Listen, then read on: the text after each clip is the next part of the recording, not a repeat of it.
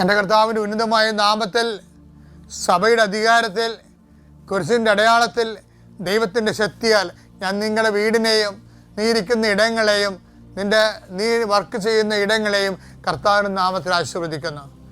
ദൈവത്തിലെ നീയുമായി ബന്ധപ്പെട്ട് നിൻ്റെ ജീവിതത്തിൽ ഇന്നത്തെ ജീവിതത്തിന് ആവശ്യമായ എല്ലാ സാധന സാമഗ്രികളെ,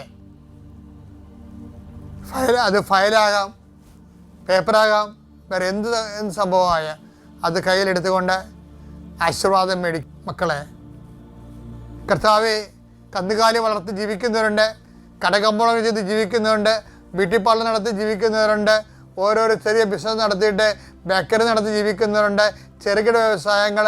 കർത്താവെ, അവരുടെ ജീവിക്കാനുള്ള മാർഗം പോലും അല്ലെങ്കിൽ കിട്ടാത്ത അവസ്ഥയിൽ സങ്കടപ്പെട്ട് കണ്ണീരോടെ കട തുറക്കുകയും കണ്ണീരോടെ പൂട്ടുകയും ചെയ്യുന്നവരുണ്ട്. ഈശോയെ, അവരെ ഞാൻ അങ്ങയുടെ തിരുസഭ ഏൽപ്പിക്കുന്നു.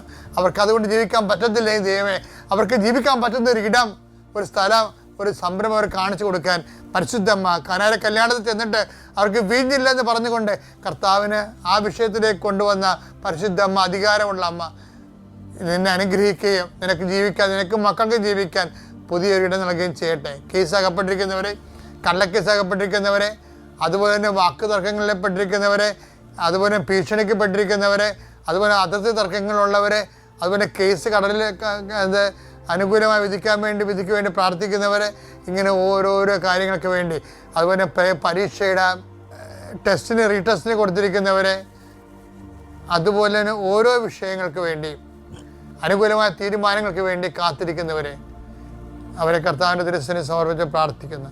വിവാഹത്തിന് വേണ്ടി ഒരുങ്ങുന്നവരെ, വിവാഹത്തിൻ്റെ പണം സമ്പാദിക്കുന്നതിന് വേണ്ടിയുള്ള പരക്കംപാച നടത്തുന്നവരെ, വീട് സ്ഥലമില്ലാത്തവരെ, സ്ഥലമെങ്കിലും കിട്ടാൻ വേണ്ടി, വീടെങ്കിലും കിട്ടാൻ വേണ്ടി അരഞ്ഞു നടക്കുന്നവരെ, അവരുടെ ഉദ്യമങ്ങളെ കർത്താവിൻ്റെ നാമത്തിൽ ആശീർവദിക്കുന്നു.